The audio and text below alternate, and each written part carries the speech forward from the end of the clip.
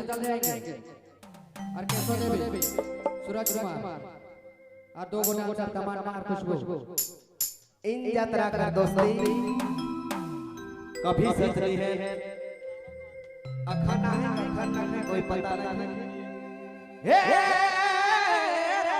दिल तोड़े ना रह जावे,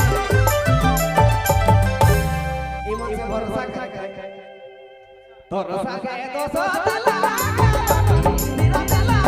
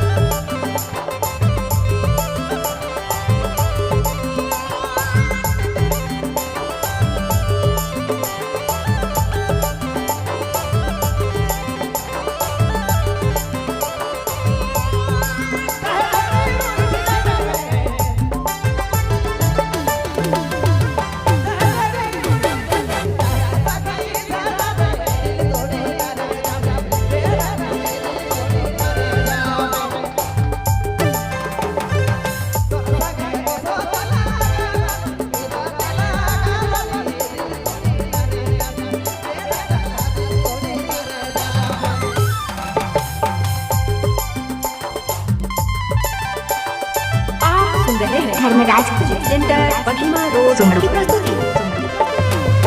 सब्सक्राइब करें हमारे YouTube चैनल को और देखें मस्त मस्त वीडियो।